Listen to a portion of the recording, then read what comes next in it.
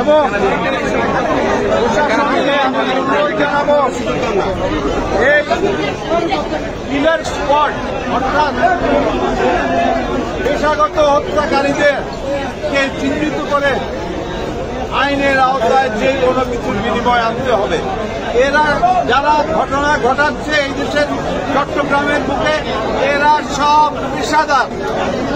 আমরা সকলে জানি যে পেশাদাররা কার ইঙ্গিতে কাজ করছে। এটার প্রতিবাদ জানাই এবং সরকারের প্রশাসনের দৃষ্টি আকর্ষণ করি। তবে একটা জিনিস পরিষ্কার, ভাবে আপনাদেরকে জানিয়ে দিতে চাই, আমরা ইরশাদুল্লাহর মতো যারা নির্বাচনী লড়াইতে অংশগ্রহণ করছে তারা কিন্তু কাফনের কাপড় পরে নির্বাচনী লড়াইয়ে আমাদেরকে ঘরে এই ধরনের ঘটনা ঘটলে ঘরে কেউ বসিয়ে আর বক্তব্য আপনাদেরকে অনুরোধ জানাবো,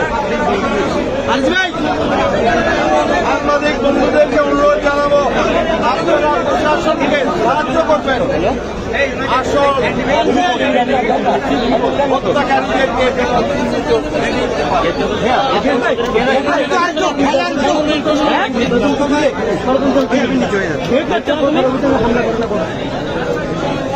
আমি তো মনে করি এই নির্বাচনকে বাধাপ্রাপ্ত করার জন্য এটা ষড়যন্ত্র হওয়াটাই নিতান্তই স্বাভাবিক আমি মনে করি। আমার দলীয়ভাবে ভাই বন্ধুরা দলের সিদ্ধান্ত কি আসবে আমি জানি না, কিন্তু এই ধরনের ঘটনা স্বাভাবিকভাবে নির্বাচনকে বাধা করতে পারে। আমার বন্ধু আল্লাহ এটা বাধা দিতে পারবে না।